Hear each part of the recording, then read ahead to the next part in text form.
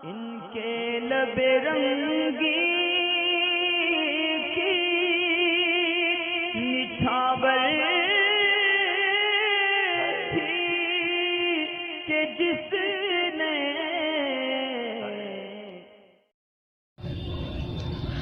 वालेकुम अस्सलाम वरहमतुल्लाहि वबरकातुह।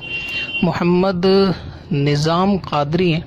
ये कहते हैं कि इनसे बाज़ गैर मुस्लिम ये एतराज़ करते हैं कि मुसलमान जानवरों पर जुल्म को तो मना करता है कि जानवरों पे जुल्म ना किया जाए, मगर उनको ज़िबा करके खाते हैं हलाल करके। तो क्या उनकी जान को लेना जुल्म नहीं है?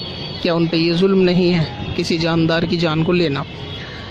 असल में मसला ये है कि अगर इस पैरामीटर को माना जाए, यानी इस कायदे कानून को माना जाए कि जानदार को मारना या तकलीफ़ देना ये जुल्म है, तो फिर इसमें बहुत सारी चीज़ें भी आएंगी जो यानी तमाम मज़हब वाले उसकी ज़द में आएंगे। आई बात करते हैं फूड चेन की, यानी जो लोग इससे वाकिफ़ हैं, थोड़ी एजुकेटेड हैं, वो इस चीज़ को जानते हैं कि प्रकृति के अंदर जो है एक फूड चेन सिस्टम चलता है, एक नियम चलता है कि एक चीज़ दूसरे को खाती है, दूसरी तीसरे को, तीसरी चौथे को, और इस तरह से जो है ये निज़ाम जो है इस आलम का ये इसी तरह से चलता है।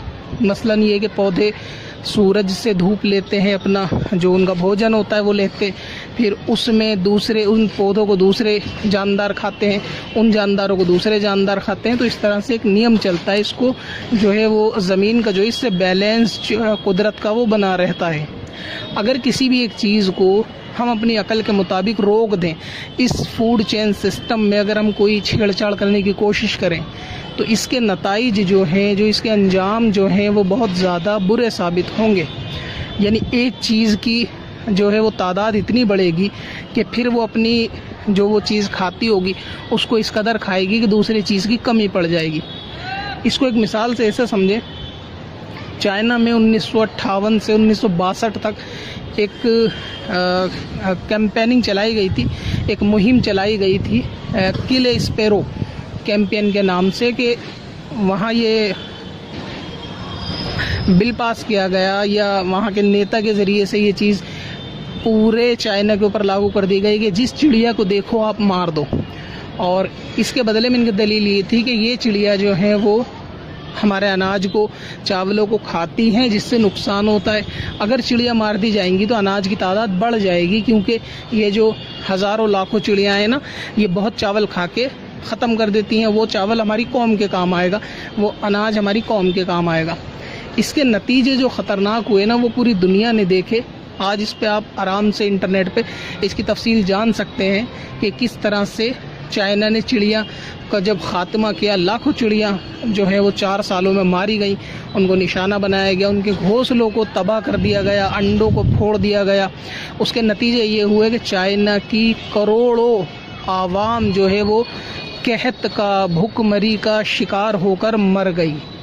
इसकी वजह क्या थी कि उन्होंने ये सोचा कि ये जो अनाज के अंदर एक्स्ट्रा अनाज जो चिड़िया खा रही हैं, ये इनकी हिफाजत होगी। असल में कुदरत का जो नियम है, जिसको मैं फूड चेन बोल रहा हूँ, ये नियम ऐसा है कि वो सिर्फ चिड़िया इनकी चावल नहीं खाती थी, बल्कि जो इनकी फसलों में लगने वाले कीड़े थे, जो फसलों को ख़राब करते थे, ये चिड़िया उनको खाया करती थी। इसी तरीके से जो ये खेती बाड़ी के दौरान जो है एक्स्ट्रा जो घास वगैरह निकल आती है, जिसको ये वनस्पति विज्ञान में खरपतवार बोलते हैं, खरपतवार जो उग आती है पानी के साथ, तो ये चिड़िया वगैरह उनको भी खाकर खेती की हिफाजत करती थी। अब क्योंकि वो चिड़िया तो बची ही नहीं हिफाजत करने वाली, तो वो कीड़े और खरपतवार इस कदर पैदा हुई कि उन्होंने जड़ में से सारे अनाज को खाना शुरू कर दिया। जब उन कीड़ों को कोई खाने वाला ही नहीं बचा, तो जाहिर है कि उन कीड़ों की तादाद बेशुमार होने लगी। जब उनकी तादाद बेशुमार हुई तो उन्होंने पूरे के पूरे खेत समेत जो है वो चावलों की और सारी फसलों को बर्बाद कर दिया, क्योंकि दवा वगैरह तो ऊपर से छिड़क दी जाती थी, लेकिन वो जड़ों में घुसकर भी अनाज को खाते थे, जिसका अंजाम ये हुआ कि चाइना में कहत आया, और ऐसा कहत कि करोड़ों की तादाद में लोग भूख का शिकार होकर मर गए। उसके बाद वापस उनकी ज़िंदगी पे एक मुहिम चलाई गई कि वापस चिड़ियों को लाया जाए और उनको आबाद किया जाए, वो फिर बाद में एक तफसीर है। तो समझने के लिए बात यह है कि अगर किसी भी एक जानवर की तादाद बढ़ती है और उसके टच में फूड चेन में कोई दूसरी चीज़ उसको खाने वाली है, तो फिर इससे जो है ना वो नियम जो है वो डिसबैलेंस होता है। फूड चेन का कुदरत का जो नियम है वो डिसबैलेंस होता है।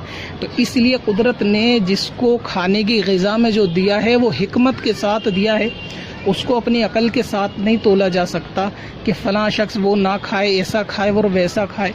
जो चीज़ें इस्लाम ने जिन जानवरों को हलाल करार दिया है उसके खाने में फ़ायदे और हिकमतें रखी गई हैं। तमाम जानवरों को खाने की इजाज़त नहीं दी, ये भी एक इस्लाम की अपनी हिकमत है, क्योंकि हर चीज़ खाने की इजाज़त नहीं है। तो जिनको खाने की इजाज़त है, ज़ाहिर है कि अगर उनको ना खाया जाए, यानी आप तसव्वुर करें कि उनको ना खाया जाए, जैसे मसलन समझ लें कि अगर बकरे को ना खाया जाए तो इनकी तादाद इस कदर बढ़ेगी कि जब ये पत्ते या घास वगैरह खाएंगे तो जाहिर है कि हिंदुस्तान से हरियाली ख़त्म हो जाएगी, और अगर हरियाली ख़त्म होगी तो फिर इंसान का भी जो है वो ज़िंदा रह पाना बहुत हद तक नामुमकिन हो जाएगा। यानी ज़िंदगी के आप समझ लें कि अंतिम कगार पे आके इंसानियत जो है वो पहुंच जाएगी। जब हरियाली नहीं होगी तो फिर बारिश नहीं होगी, तो परिंदे भी नहीं होंगे, तो फिर ऐसी सूरत में क्या सिचुएशन हो सकती है आप इमेजिन करें। तो इसीलिए कुदरत के हिकमत में या कुदरत के जो ये नेचर का सिस्टम है, इसके अंदर अगर आदमी अपनी अकल लगा के सोचेगा तो आदमी की अकल बहुत छोटी होती है। वो जितना सोच सकता है दाएं बाएं देखकर बस उतना अंदाज़ा लगाए रखता है, जबकि कुदरत को पूरे आलम को पालना है, और उसमें ना कि हमारी देश बल्कि पूरी दुनिया की इंसानियत को पालना है। तो जो चीज़ें बनाई जाती हैं कुदरत नियम के तहत, तो वो सब को मद्देनज़र रखते हुए बनाई जाती हैं, ना कि सिर्फ हम अपना एक देश या राज्य देखें कि यहाँ पर क्या होता है। ऐसा नहीं होना चाहिए। तो इस तरह से नहीं, यानी अकल इस तरीके से तो गवारा नहीं कर सकती। दूसरी चीज़ ये है कि अगर ये रूल मान लिया जाए कि जानदार को मारना जुल्म है, तो फिर एतराज़ ये भी हो सकता है कि जिस हाथी के बच्चे को मारकर उसका सर एक इंसान के ऊपर रखा गया था, तो क्या उस हाथी के बच्चे को मारना जुल्म नहीं था। इसके सिवा फिर एतराज़ ये भी हो सकता है कि हम जो सांस लेते हैं इसके अंदर भी बहुत से जरासीम जो ऑक्सीजन में पाए जाते हैं वो हमारे ज़रिए सांस के ज़रिए अंदर जाते हैं, तो जाहिर है कि वो भी मरते हैं। तो फिर इंसान धरती पर सांस लेना भी छोड़ दे, क्योंकि पैमाना तो एक ही होगा ना कि अगर जानदार को मारा गया तो जुल्म है, तो क्या सिर्फ बकरे को मारना ज़िबा करना ही जुल्म है और जरासीम और बैक्टीरिया को मारना जुल्म नहीं होगा? क्योंकि पैमाना होना चाहिए एक कि अगर जानदार को मारना जुल्म है तो जानदार हर जान को फिर जीने का हक होना चाहिए। तो क्यों सांस लेकर बैक्टीरिया को मारा जाता है, जरासीम जो ऑक्सीजन में होते हैं उस जिस्म में अंदर जाते हैं, तो ऐसी सूरत में उनको भी जीने का हक है, उनको भी जीने देना चाहिए। कोई ऐसा सिलेंडर इजाद करना चाहिए ऑक्सीजन का और सबको वही यूज़ करना चाहिए। एक मानव निर्मित गैस आप जिसको बोल दें कि वो एक इजाद करनी चाहिए, तमाम आदमियों को वो मुहैया कराई जाए, सब उसी से सांस लें, क्योंकि जो हवा में जितने जरासीम हैं उनको भी जीने का हक है, उनको भी जीने देना चाहिए। फिर अगर जानदार ही के मारने की बात करी जाए तो क्या वही जानदार है जो हमें नज़र आ रहे हैं, जैसे मुसलमान खाता है। आज साइंस ने इस बात को भी साबित कर दिया कि पेड़ पौधों के अंदर भी जान होती है। इसको आप वन्य जीव कहते हैं ना, वन्य जीव, तो इनमें भी जान होती है। तो जितने जानवर आप पालते हैं, यानी पशुपालन जिसको कहते हैं, आप पशुपालन में जितने जानवर पाले जाते हैं वो जानवर पेड़ पौधों को खाते हैं, तो क्या वो दूसरे जानदार को नहीं खा रहे? तो उन पे भी लगाम होनी चाहिए कि वो पत्ते ना खाएं। पत्ते खाने से जाहिर है कि पेड़ को तो नुकसान होगा, तकलीफ़ भी होती होगी क्योंकि वो जानदार है। तो फिर पेड़ों की कटाई पे भी रोक होनी चाहिए अगर पेड़ जानदार है, और पेड़ वाकई जानदार है, ये तो साइंस मान चुकी है कि पेड़ जानदार है। तो उनकी लकड़ियों को काटना, फिर लकड़ियों को काट के एक धर्म विशेष के लोग अपनी आस्था के मुताबिक अपना अंतिम संस्कार करते हैं, तो फिर ये सारी चीज़ें कहाँ जाएंगी? यानी इसमें भी तो फिर जानदार आ गए ना। अच्छा, फिर जब वो इस तरीके का मामला होता है तो आप अगर देखेंगे ना, ये बात फिर बहुत आगे निकल जाएगी, अकल इसमें दखल नहीं हो सकती। तो इसीलिए जहाँ मामला आस्था का होता है ना, वहाँ अगर अकल चलाएंगे तो बहुत सारी चीज़ें जो है वो सामने पेश आ सकती हैं जिसका जवाब देना अकल से मुमकिन नहीं होगा। जिसकी मैंने चंद मिसालें अपने इस बातों में दे दी। अक्ल वालों के लिए वो इशारा काफ़ी है कि हाँ, अगर फूड चेन को डिस्टर्ब किया जाएगा या ये अपनी अकल से ये बात सोची जाएगी कि इन जानवरों को या इनको नहीं खाया जाए, तो फिर जो है ना प्रकृति का जो नियम है वो डिसबैलेंस यकीनन होगा। इसलिए जो भी चीज़ें इस्लाम में हलाल की गई हैं वो हिकमत के तहत जायज़ और हलाल की गई हैं। जिनको हराम किया गया है वो हिकमत के तहत जायज़ और हराम किया गया है। जिनको लगता है कि जानदार पे जुल्म है तो फिर ऑक्सीजन लेना, पेड़ पौधों को खाना, घासों को खाना और फिर दूसरी चीज़ें भी हैं कि जिनसे परहेज़ करना पड़ जाएगा। फिर तो इसमें ज़िंदगी जीना बहुत ज़्यादा दुश्वार हो जाएगी। उम्मीद है कि अक्ल वाले को मेरी बात समझ में आई होगी।